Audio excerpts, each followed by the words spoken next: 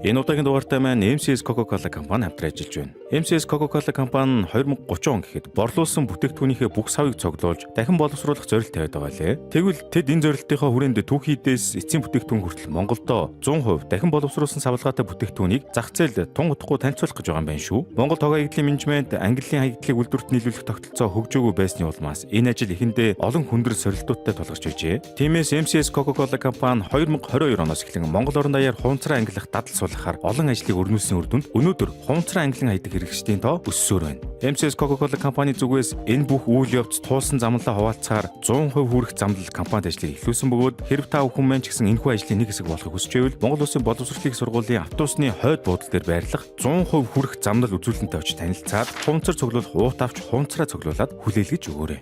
За юу яцгаанда манайхан өнөөдөр та хэддээ нэгэн шин зураг ярьж хөт бэлэн боллоо. Энэ бол тэртээ 2008 онд гарч ирсэн алдарт цул металл алхимич ахан дүүсийн барилга хэмээх аним билээ. Цул металл алхимич нь 2001 оноос 2003 онд гарч ирсэн ижил нэртэй манганы аним хөлбөр бөгөөд уг манганаас сэдвэн нийт 2 цуврал аниме бүрэн хэмжээний кино бүтээгдсэн байдаг. Манай өнөөдрийн ярьж өгч байгаа анимигээс өмнө 2003 онд цул металл алхимичийн өөр нэгэн аниме гарч ирсэн бөгөөд бид бүхний сайн мэдэх 2008 оны хөлбрөөс илүү хар бараан гонхтой үйл явдлын хувьд ч гэсэн арай өөр байдлаар өөрөндөө ялгардаг байна. Цул металл алхимичийн үйл явдал нь Cyberpunk гэдэг шиг 19-р зууны төгсгөл үеийн аж үйлдвэрийн иргэн үеийг дүрсэлсэн Steampunk ертөнцид өрнөдөг бөгөөд цул металл алхимичийн ертөнцийн гол шинжлэх ухаан нь алхим билээ. Алхим бол эртний философи, байгалийн шинжлэх ухаан, шашны үзэл гурвыг хослуулсан өвөрмөц салбар байсан бөгөөд хожимо бидний мэддэг орчин үеийн химийн шинжлэх ухааны үндэс суурь болсон байдаг. Алхимийн салбар нь ихэнхдээ дэлхий дээр байдаг янз бүрийн бодисын шин чанарыг өөрчилж алт болгох, мөн философийн чулуу бүтээх болон янз бүрийн өвчин ангаах, мөнх амьдрал өгдөг ундаа зэргийг бүтээх гэх мэтлэн их өвөрмөц содон салбар байжээ. Тэгвэл өнөөдрийн бидний ярьж өгч буй цул металл алхимич бол эдгээрийг ёстой төгс байдлаар дүрслэн үзүүлдэг тун баялаг үйл явдалтай аним бөгөөд IMDb сайт дээр 9.1 гэсэн үнэлгээтэй ёстой жинхэнэ гал халуун цуврал байгаа шүү. Тийм болохоор одоо хэдүүлээ цувралаа эхлүүлцгээе. Эхний бичлэгээрээ бид цул металл алхимичийнхаа зөвхөн эхний 8 ангийг ярьж өгөх бөгөөд хэрв та хэд маань үргэлжлэн үзмээр байвал манай сувгийг лайк болон subscribe хийгээд комент хэсэгт үзэсгээ бичээрэй. Тэрийг харж ижил бид бүхэн цаашаа цувралаа үргэлжлэхээ шийдэх байгаа шүү.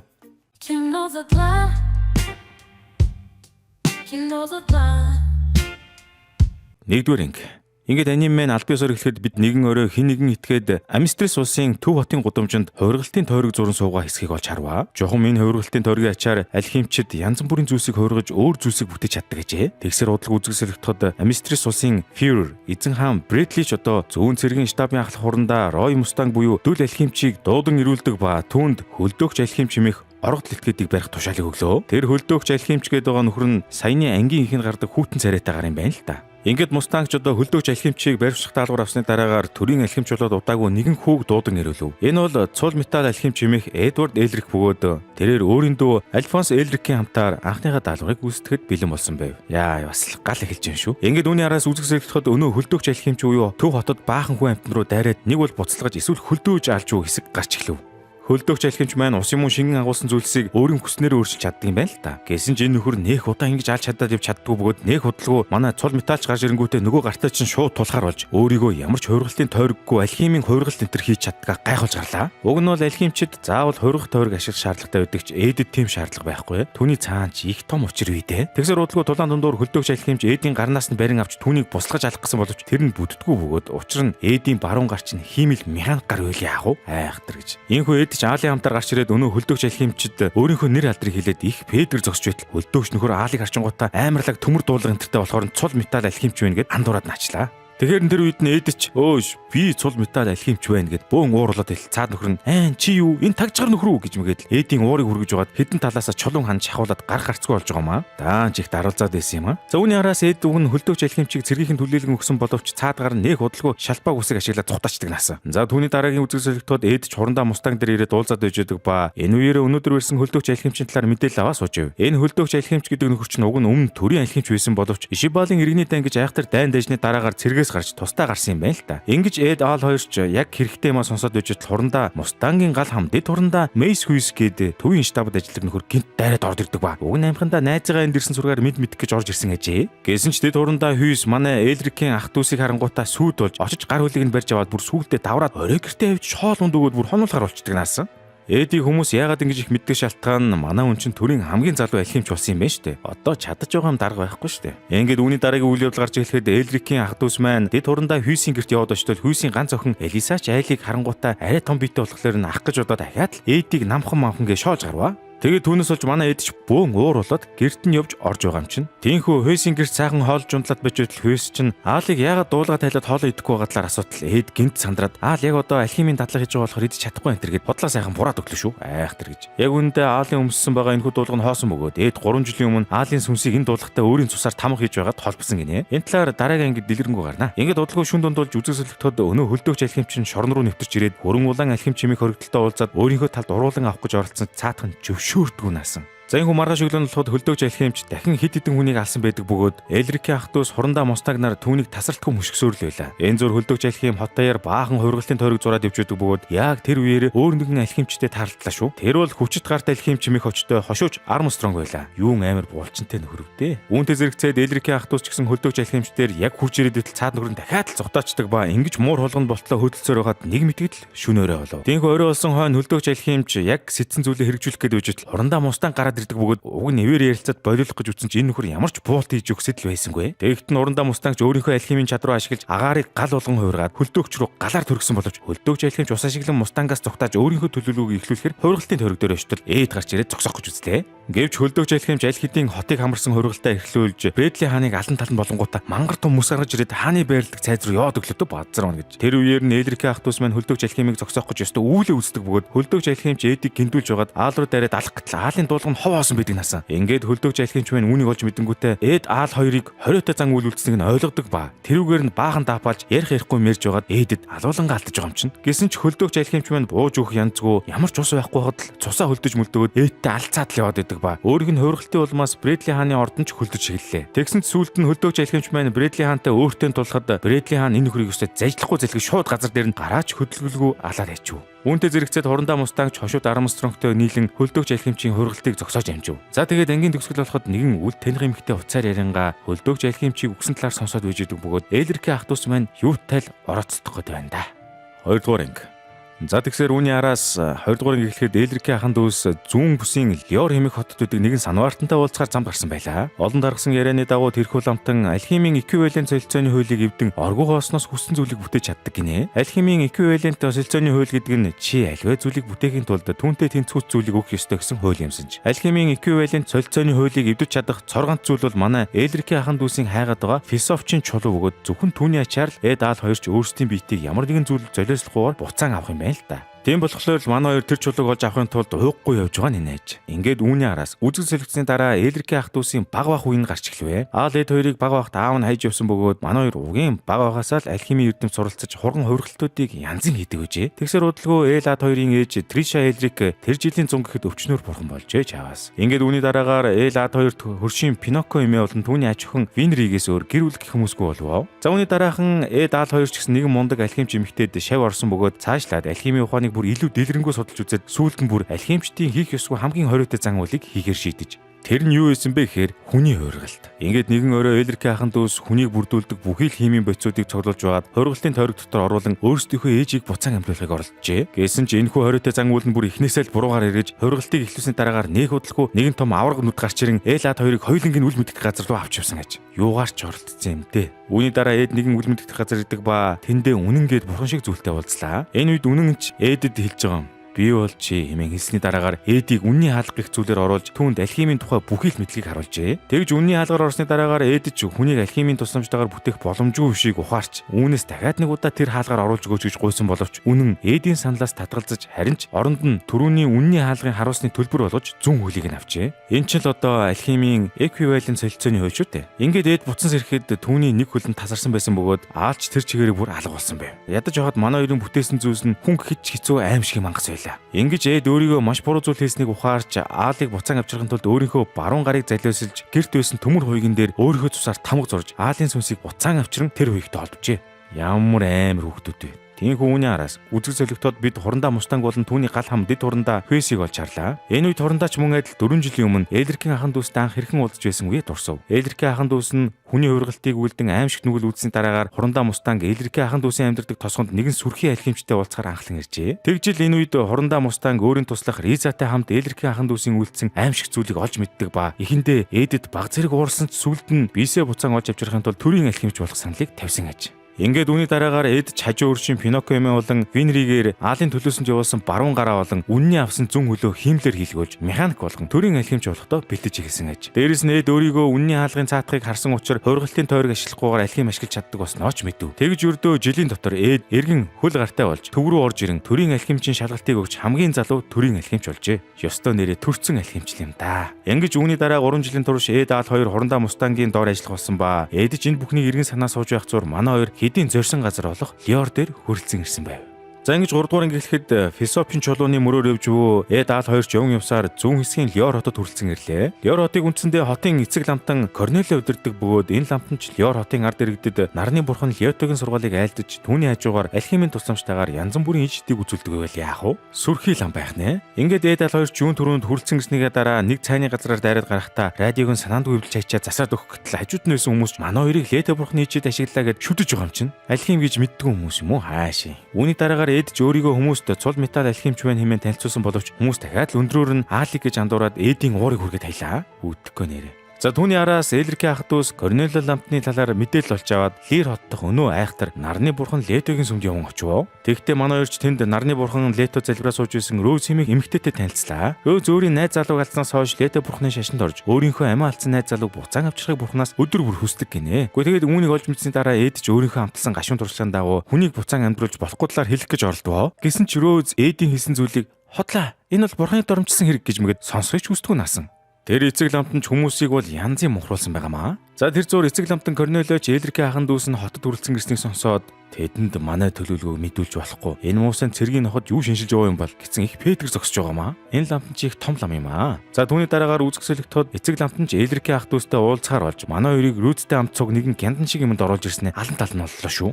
Тэгтэн ч Эд өөрийн эд хаваагаа үзүүлж нөгөө гаруудыг нухаж хаяад Корнелио ламтнаас Фисопын чулууны талаар асууж харахад цаатах нь мэдээж худлаа гүрэж Рөзийг тархитаж яваад Эд Аал хоёрыг алуулах гэж үзлээ. Тэгсэн чинь Рөз жинхнээсээ эцэг ламтны үгэнд ороод Аалыг буутчихдаг ба уг нь алдаа гэж утсан ч Аалын хоёрны дотор тал нь хоосон байгааг хараад бүүн шок болж байгаа юм чинь. За үүний дараагаар эцэг ламтан маань Эд Аал хоёр руу өөрийн бүтээсэн холимог амьтдын мангас болох Химерагаа сулж тавьтал Эдж тэр мангасыг ядах юмгүй болгож тавиад сүулдэ Корнелио ламтан ч алхим ашиглан амар том автомат руу гаргаж ирээд өстө бүр үз тарж байна. Тэгтэн Эд Аал хоёр шууд Рөзийг аван цухтаадаг ба арай гэж ламтны хүмүүсээс сасны дараагаар Аалч өөрийгөө яаж энэ хоёртой холбосныг Рөз тайлбарлаж өгöd байжээ. Тэр зур Эдч эцэг ламтан Корнелийн өрөөнд хурж ирсэн байдаг ба ламтнаас Фисопчин чулууг л эвэр авах гэд үзлээ. Тэгсэн өнөө ламтан чинь тийм байхгүй гэснээр ардаас нь энэ хотын ард иргэдийг мунхруулж өөрийн талдаа авах ямар амархан байсан талаараа хэлж бүр удахгүй уусыг тэр чигээр нь нэрхшээлдээ оруулна тэрээд бүт төсөрч өглөө. За гэтэл яг үүндээ Эд эцэг ламтнаар зориуд ийм хэлүүлсэн байдаг бөгөөд сая ярьсан бүх зүйлийг нь радиогоор цацж хаяад ламтны нэр хүнд нь бүр бодоо оллоо хөрхий. Ингээд ламтан ч муухай бантангуудаа Фисопчин чулууга өөр дээрээ ашиглаж өөрийгөө мангас шиг том юм болгон хуургаад Эдийг ч алах гээд дайрдаг юм байгаа зү. Гэсэн ч ламтан маань Эдийг барьж дийлдэггүй ба Эд эцэст нь ламтны бүгж болгон зүүсэн байсан Фисопчин чулууг нь олж автал тэр нь жинхэнэ Фисопчин чулууш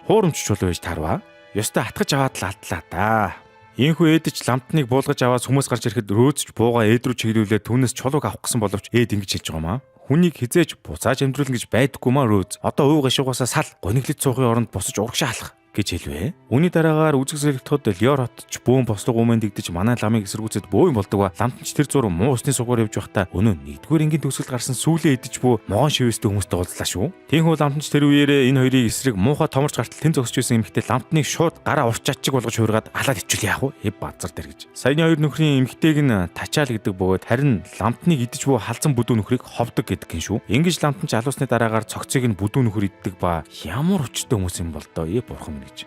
За үүний араас 4-р анги эхлэхэд Төв хотод шүн болж үйл явдал гарч эхэллээ. Энэ шүн төмөр цус алхимч хэмээх төрийн нэлээд өндөр алдан тушаалтай алхимч гудамжаар ганцаараа явж байтал нүүрэндээ сорвтой нэг нөхөр хурч ирээд ямар ч төвөггүй халаад хичүүл яав. Төрийн алхимчийг зүгээр нухаад аждаг ямар амар гарваа бурхан минь гэж. Ингээд хэсэг хугацааны дараагаар төрийн алхимчийн өгсөн хэргийн газар дэд хурандаа хүйс болон хошууж Армстронг ирсэн байдаг бөгөөд сүүлийн хэдэн өдрийн дотор саяны сорвтой нөхөр нэлээд хэдэн төрийн алхимчдыг цааш нь харуулсан ажээ. Ёстой дийлдэхэргүй гараа байна л да. Ингээд үүний дараагийн үйл явдал гарч эхлэхэд Элрикийн ах дүүс жиргэн хурандаа мустанг дээр ирээд Корнелио ламтны Фисопчин чулуу хурамж байсан талаар мэдээлв. Тэгтэн хурандаа мустангч Эд Аал хоёрыг био алхимээр мэргэсэн нэгэн хүнтэй танилцуулж өгөхөр боллоо шүү. Тэр алхимчийг амьдралын ойдолч алхимч буюу шоу текер гэдэг бөгөөд 20 жилийн өмнө хүний хэлийг бүрэн ойлгож харилцаж чаддаг оюун ухаантай Химера бүтээж байсан гинэ. Гэхдээ амар нь тэр оюун ухаантай Химера нь бий болгосныхаа дараа ганцхан зүйлийг хийсэн нь үхмээр байна гэмэх үг байсан бөгөөд нэг удалгүй хоол идэхгүй саргаад өсөж өгсөн байна. Яасаа айхтар дарк юмтэй. Ингээд үүний дараагаар хурандаа мустангч Элрикийн ах дүүсийг дагуулan Такрийн гэрт явсан очтол Такрийн охин охин Нинагийн Александр гээд мангар том нохой Эдийг жинхэнэ дарж алангаа алтлаа шүү. Эдмэ нэрээ үнэхээр ч намх юм да хөрхий.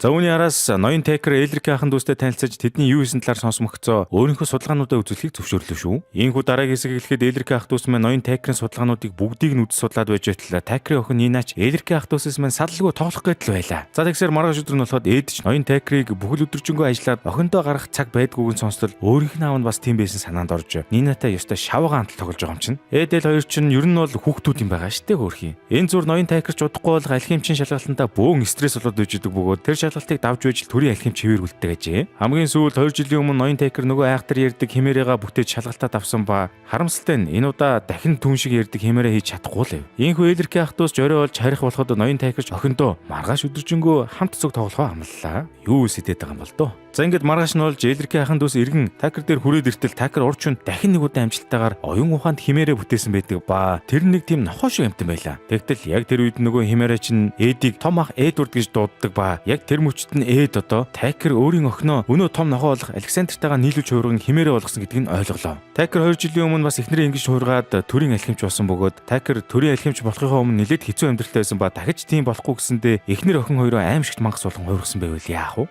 Айхтар гэж. Ямар амар муухай дарк гингүй. Ингээд үүний дараа Эдч Текерийн хийсэн аимшигт хэргийг мэдээд Текерийг бараг зодож алангаа алдагч. Аал түүнийг болиулж Элрикийн ахын дүүс энэ талаар цаашаа хурандаа мустангд мэдэгдэн Текерийг 20-нд оруулав. Үүний дараа Текерч 20-нд ороод удаагүй байтал өнөө ангийн ихэнд гарсан сорвтой алуурчин Текер Нина хоёр дээр хоёулангийн зүйл тусгалаа.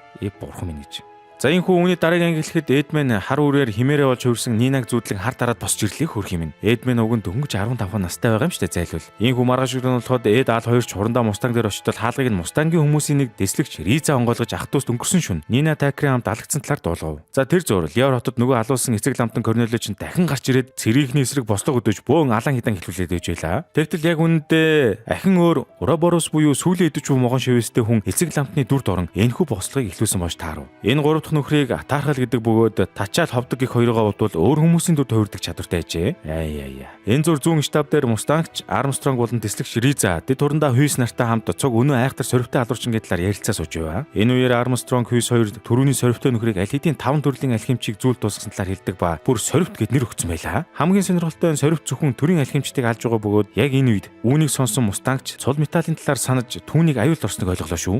За тэгтэл яг энэ үеэр нь хэлж дуусаагүй байтал Эд аал хоёрч Нинаг ярилцаад борон сууж байтал өнөө сорвт чинь Эд рүү дайрч эхлэв. Ядаж явахад Эд чихэндээ сорвтын эсрэг айгаад тулд чаддгүй ба сорвт чинь нэг төрлийн алхим ашиглаад манай хоёрыг гарах гарцгүй мухардал оруулаад авлаа шүү. Гэсэн ч Элрикийн ах дүүс маань бууж өгөлгүй сорвтоос ухтах гэж оролцсон ч яа харахгүй болон чагагдсан тул тулдж эхэлж байгаамаа. Ингээд тулаан гэлэхэд сорвт ч аалын хоёр руу дайрч нөгөө айхтар алхимын чадвараараа хуйгийг нь устгаж хайдаг ба дотор нь хүн байхгүйгийг хараад гайхаж энтер. Тэгтэн Эд сорвтын эсрэг дайртал сорвт Эдийн механик гарагийн шууд ганцхан үхсээгээд чадвараараа устгаж хайдаг ба үүний араас Эдийг ч алахаар төгөж очлоо шүү. Тэгсэн яг энэ үед нь Эд мүү тэнэгч нь үхэлтэйг эвдрээд чи миний дүү ч гэсэн алах юм уу те гэж мэгээ твдэж ивэл яах вэ? Тэнгүү сорвт яг Эдийг дуусгах гэж үжил лазуулж Мустангч хүмүүстэйгээ хурч ирээд Эдийг авардаг ба сорвтыг бол гэтэл сорвт ч урдаас нь алхимчид байгалийн зүйлийг хувиргаж өөр аимшигтэй зэрэмдэг зүйлсийг бүтээдэг бурханд тэрсэлсэн хүмүүс. Тийм болохоор бурхны элчийн хувьд би тэдэнд цэрлэл хүртэй энтергээд амар юм ярьж гарлаа. Зүүнний дараагаар сорвт ч Мустанг руу дайрахад дүд алхимч байна бороо орсныг мэдсээр өж өөрийнхөө алхимыг ашиглах гэж үзэж энтер.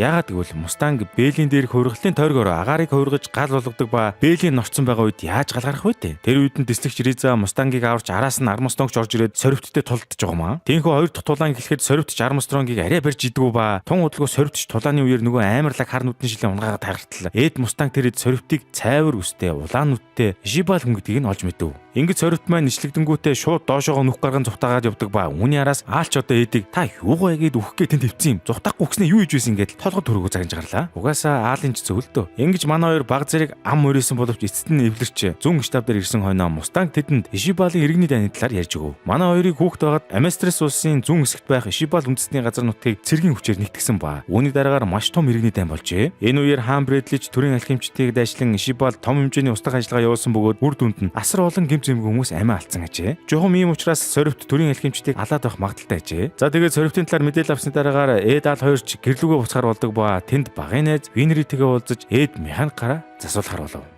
За ингээд 6 дугаар ингээхэд Элрикийн ах дүүс гэрлүүгээ явахаас өмнө төмөр замын буудлын дээр дэд хурандаа хүйстэй салах ус хэлээ. Учир нь хурандаа мустан гэрч чадахгүй завгүй байгаа юм байна л да. Дээрээс нь манай хоёрын аялалд хошууж Армстронг цуг явахаар болсон бөгөөд сорвт дахиад дайруул тэднийг хамгаалах үүргийг авчиг хөрхий. Ингэж Армстронг ч айлыг маань галт тэрэгэн доторх хонь малтай цуг атсны дараагаар манай гуравч хөдөлдөг ба маргааш өглөө нэгэн өртөн дээр ирээд түр зогсож байлаа. Тэгтэл яг нүгээр нь хошууж Армстронг доктор Марко гэх төрийн алхимчийг таньдаг бөгөөд араас нь дутал өнөө доктор Марко ч хар урдаараа зугтаа авчлаа шүү. Доктор Марко өмнө нь төвд ажилладаг маш мундаг эрүүл мэндийн чиглэлээр судалгаа явуулдаг төрийн алхимч байсан боловч Ишибалийн иргэний дайны дараа ажлаа хаяа зогтсон байваа. Ингээд үүний дараа Элрикийн ах дүүс хошууж Армстронгийн хамтаар доктор Марког ойролцох тосноос хайж гардаг ба эцэст нь гэрийг нь олоод очтол доктор Марко ч буу барьж гарч ирээд манай эдийг өөрийг нь авч явахаар ирсэн байна гэдээ ойлгоцсон тууж яв. Ийм үзэг солигдоход хошууж Армстронг ч өөрсдийгөө зүгээр дайрч яваа хэмээн доктор Марко хэлсний дараагаар доктор Марко ч тэднийг гэртээ оруулан яагаад сэргээс орсон талаараа ярьж өглөө. Доктор Марко Ишибалийн иргэний дайны үеэр философчин чулуу хийхээр оролдож байсан бөгөөд даанч туршлагын үеэр жинхэнэ чулууг бүтээж чадлагүй эцэг ламтан Корнелиод байдаг шиг төр зүрийн чулуунуудыг гаргаж авчээ. Тэгсээс сүүлдээ түүндээ маш их гэмшиж сэргээс ухтаан нэрээ өөрчлөн энэ тосгондоо эмчийн амьдрах болсон байна. Энэ үед Эд-Ал2 ч өөрсдийнхөө хориотой зан үйлсэн талаар доктор Марко хэлж эргэн бийсээ буцаан авахт нь философчин чулуу хэрэгтэйгээ доктор Маркогоос та бидэнд судалгаагаа өгөөч хэмээн асуудал. Доктор Марко үгүй чадахгүй. Тэр бол чөтгөрийн судалгаа хэмээн хэлж эрс татгалзлаа. Тэгж үүний дараа доктор Марко ч Элрикийн ах дүүс ба хошууж Армстронгийг явахыг хүсдэг ба манай гуравч төмөр замын буудлын дээр иргэн ирээд дараагийн галт тэргээ хүлээгээд өгч байлаа. Тэгтэл манай гурвыг яг явах гэж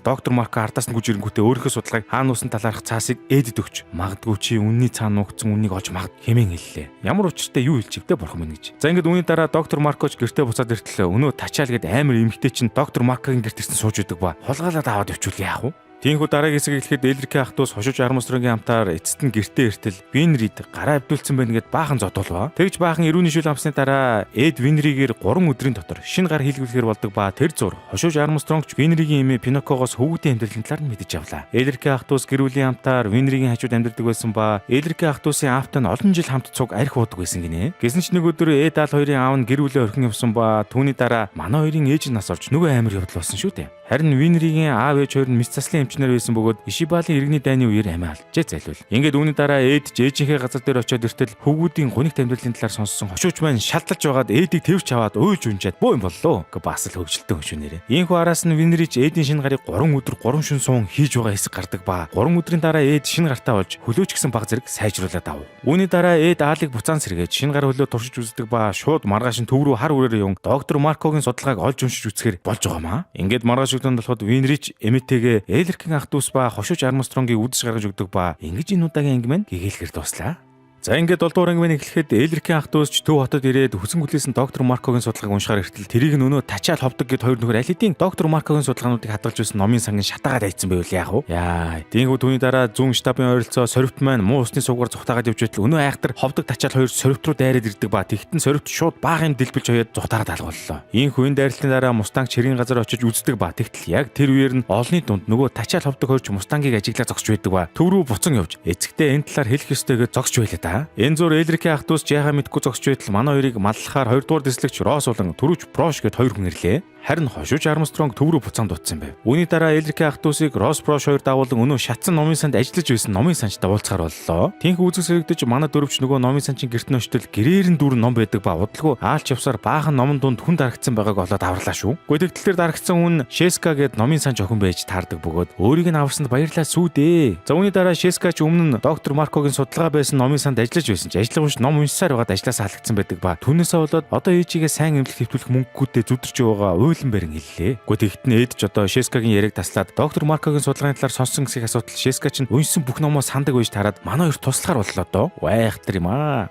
Ингээд маргааш нь болоход Элрикийн ах дүүс иргэн Шеска дээр иртэл Шескач доктор Маркогийн тэмдэглэлийг бүрэн өглөө. За тэгтэл доктор Маркоч өөрийнхөө тэмдэглэлийг бичгтээ хүмүүст мэдэгдүүлэхгүй гэж хоолны жор байдлаар кодолж ütсэн байдаг ба Эд ямартай ч Шеска талархаад номын сан орж доктор Маркогийн нууц кодыг тайлж уншихаар болов. Ингэхдээ Эд ч Шескад ажлын хүс болгож амар их мөнгө үлдээдэг ба төрийн алхимч чинь сайн хангамжтай байдаг юм бах уу айхтрын. Тинхүү үүний араас үзэг солигдоход Элрикийн ах дүүс ч номын сан дээр очиод доктор Маркогийн судалгааг тайлж унших гэсэн ч тийм амархан тайлаад уншиж чинь ч гэж юу аах вэ? Тэгж байтал удалгүй Шеска орж ирээд манай хоёрт баярсан талархснаа илэрхийлээд байж байтал Элрикийн ах дүүсийг төвд ирснийг мэдсэн дэд турандаа хүйсч орж ирээд дахиад л баах юм ярьж арлаа. За тэр зур хүйсч одоо өөрсдийнх нь хэргийн материалууд номын сан дотор хадгалж байсан талаар хэлэхэд эд одоо Шескаг хүйст хийж ажил оруулаад өгчүүл яах вэ? Шескагийн зүгээр аз одно гигээд байгаа юм шүү. Ингээд үдээс хойшоо манай орч нөгөө кодо тайлахаар үхлээ суудаг ба орой нар жарахын алдад гинт орж хашгичаад буу юм боллоо. Тэгтэн Росс Брош хоёр гүгэд очтод эд ч бүүн уур болсон байдаг ба манай орч нь доктор Маркогийн судалгааг тайлж уншиж чадахгүй байгаадаа уурлаад буу юм болоод байгаа мүү гэтэл эдал хоёр ч судалгааг тайлж уншсан байв. Харин яагаад уурлах болсон бэ гэсэн чинь доктор Маркогийн судалгааны дагуу философчин чулууг хийхэд хүний өргөл өрөх шаардлагатай байдаг бөгөөд хүнийг алаад сүнсээр нь тэр чулууг гаргаж авах юм уу да хайшин. Тэгэхээр чөтгөрийн судалгаа гэдээс нь ийм л учиртай байж таарлаа. За үүний дараагаар Элрикийн ах дүүс Прошроос хоёроос энэ талаар хинт ч битгий хэлээрээгээд зочдууд руу харсан боловч манай хоёр ч хошууж Армстронгд ам алдчихдаг наасан. Тэр хоорондоор нь Эдал хоёр ч өрөөндөө сэтгэлээр жаахан унтсан хөвтөж байтал хошууж Армстронг дайрж орж ирснээр дахиад л уйлж унжаад буу юм боллоо шүү. Тэгтэл энэ үеэр нь Эд ч доктор Маркогийн үнний цаадах үнэн гэдгийг санаад газрын зураг гаргаж ирэн доктор Маркогийн ажиллаж байсан алхимийн лабораториуд болон бус лабораториудыг үзэж сонирхов. Тэгсэн тэр дунд нь 5 дугаар лаборатори шоронгийн ойролцоо байгаад бол Эдэд сэжигтэй санагдаж эхлээд 5 дугаар лабораторийг шалгаж үзэх хэрэгтэй гэдэглээ. Гэсэн ч хошууж Армстронг уг нь манай хоёрыг тийш явж болохгүй гэсэн боловч Эдал хоёр шүн болсон хойно 5 дугаар лаборатори дээр явн очдог бөгөөд дотор нь бүр яваад орлоо шүү. Тэгтэл яг тэр үед нь хоёр хүнч сэрэнгүүтээ Эдал хоёрыг алан тал нь болдог ба дараагийн анги дээр юу болох юм бол тоо тэнгэр минь гэж. За энэ зурлын 8 дугаар анги эхлэхэд лабораторийн гадаа үлдсэн аал дээр дугаар 66 гээд амар хуйг дуулга заазур болсон гар ирэнгүүтээ алж хитаад буу зон шийх юм болов. Тэр зур Эдч лаборатори дотор дугаар 48 гээд бас л хуйг дуулга өмсөд илд барьсан нөхөртөө тулдаг ба энэ хоёр лабораторийг манж байдаг нэг өсний манаачд юм уу хайшин. Эдийн тулдаж байгаа дугаар 48 нь урд нь цавчиг чимээг нэртэй цурал алуурчин байсан гинэ базар байна. Ил том юм нууж байгаа болохоор бөөн харуул тавьсан юм байна л да. За тэр зур Элрикийн ах дүүсийг малж байсан 20 дугаар дэслэгч Росс болон Төрөж Брош хоёр манай хоёрыг шүн сэмэрхэн гарч явсныг олж мэдээд бөөн паникнд орж ардаас нь явлаа. Энэ үеэр Эдч дугаар 48-д тулдаж харахад цаадах гар нь сэлмийн эрдмийг төгс эзэмшсэн байдаг ба Эдийг баг барьж идэнгээ алдаж байхад манай хүн жинтэнтэй жаахан зүсүүлж мүсүүлээд цус нүчээ урсгасан байж байлаа. Нөгөө талд аал болохоор яалтчгүй бэлчээр томтой болохоор нөгөө дугаар 66-т чинь жинхэнэ үдэлцэж тулааны дундуур дуулгыг нь цогоо тайтал дугаар 66 чинь хоосон хуйг байвал яах вэ? Тэгэхээр аашиг сүнсийг нь хуйгтай холбосон нөхдүүд болж таархан л дээ. За үүний дараагаас дугаар 66 ч энэд алдснаа өөрийнхөө түүхийг ярьж өглөө. Эртээ урдийн цаг Төв хотод баарын эмээх махны нэдлагч ажилтдаг байсан ба мах тасдаг ажилдаа бүр үнэн дуртай байжээ. Тэгс нэг өдөр баарид амтны мах хэрчиг уйдахтай санагдаж хүнийг хэрчиж алж эхэлсэн ба баригт хүртлээ нийт 23 хүнийг хэрчиж алжээ. Түүний дараа баарыг цаадлахаар болсон боловч оронд нь алхимийн туршилт хийгээд сүнсийг нь биенээс гаргаж хаянгуудаа аал шиг хоосон дуулан дотор хийцэн байвал яах вэ? Алхим гэдэг ч одоо хүүхдийн тоглоом биш юм аа. За ингээд хамаг амьдралаа элен талангуу тойсны дараагаар цавчигч баарыг чинь аалд чи биегүй дуулга хараад айхгүй нэ өнтергээ томорхон аалч өөрийгөө бас адилхан гэдгээ харуултал эсрэгээрээ баарыг чинь паникнд ороод юу вэ чи чинь яатсан дураахгүй гэж мэгээд хөөхөн хэлгийн боллоо. Энэ оронд Эдч мөн дугаар 48-д тулдаж байгаа дуулгын зөгтөл бас л хоосон байдаг наасан. Тэгэхээр 5 дугаар лабораторийн хажууд шорон байсан нь ийм л учиртай аж. Нөхдүүд хориглууд дээр янз бүрийн алхимийн туршилт хийдэг байсан юм уу да хайшин. За тэгж энэ нөхрийг ашгүй буулгаж авлаа та гэсэн чи яг үнэндээ 48-ын дуулганд нь 2 сүнс холбосон байдаг бөгөөд бүр явж ах дүүс байвал яах вэ? Дугаар 48 буюу цавчигч маань амьд ахуй цагта хүн амтан аж талдаг байхдаа дүүтэйгээ хамтардаг байсан ба цаацсныхан дараагаар ахын сүнсийг дуулганд нь дүүгийн сүнсийг чэжин биенд нь шингээс айжээ. Ийхүү Эдч ашгүй энэ нөхрийг буулгаад авлаа гэтэл раунд 2 эхэлдэг ба тэгтэн Эдч бас үдэлцээр байгаа дүүгийнх нь хэсгийг алхимаар гимтэж хаялаа. За тэр зур цавчигч баарич аалтаа үдэлцэж байхдаа аалыг Эд буцааж авчирсан гэдэг сонсонгуудаа хэрвээ танаа ах чинь чамайг буцааж авчирсан юм бол чи өөрийгөө жинхэнэ гэдгийг яаж мэдэж байгаа юм? Ах чинь чамайг хэрвээ зүгээр л алхимаараа бүтээсэн байвал яах вэ гэж мэгэд муухай тархидаг наасан. Бүтэхгүй нэр юм. Тийхүү үүний араас үзэг зөлөгтөд дугаар 48 ч ялгцнаа хүлэмжшөөрөөд Эдэд за чи биднийг ялчглаа. Одоо миний цусан тамгыг устгаад биднийг бүр мөсөн дуусгах гэд хэлтэл Эдэч хариуд нь үгүй ээ. Хэрвээ би чамайг устгавал би дүүгээ хүн гэж үзэхгүй хэрэг болно гэд татгалзлаа. Тэгсэн тэр үед дугаар 48 ч Эдийн хэлсэнд инээд алдснаа. Эдэд философчин чулууны талаарх нууцыг хэлэх гээд үжидэл гинт нөгөө тачаал гэдэг эмхтэй чинь натаархал гэд нөхөртөө гарч ирснэ. Дугаар 48-ыг дуусгах таялаа. Тэр үед Эдч босч ирээд энэ хоёртой толдох гэж байтал гинт баруун талын механик гар нэвдэрчдэг бөгөөд түүнээсээ олж алхимаач ашиглаж чадахгүй бөгөөд атаархал гэд гар зориуд чадваллаа. Гэсэн ч атаархал Эдийг алдгүй ба чи бол бидэнд хэрэгтэй золиос хэмээн хэлж Эдийг амьд үлдээгээд байгаа юм да хайшин. Эд ч одоо яахлаараа золиос үлчт юм бол доо. Ингээд ангийн нөхцөл болоход аалыг барита тулдаж байтал нь Росс Брош хоёр хүч ирдэг ба түүнтэй зэрэгцээд 5 дугаар лаборатори гинт нураад эхэлдэг наасан. Энэ үед өнөө атаархал гэд нөхөр чинь Эдийг маань тэрвэрч гарч ирээд манай гуравт авчирч өгдөг ба 5 дугаар лабораторийн нууц ингээд алга болж байна уу да. За энэ үрээд манай энэ удаагийн бичлэг өндөрлөж байна. Хэрэв та бүхэн цул метал алхимч аниме өршөлөх хүсвэл лайк болон subscribe дараа сэтгэл хэсэг дараагийн хэсгийг оруулах талаар саналаа хэлээрэй.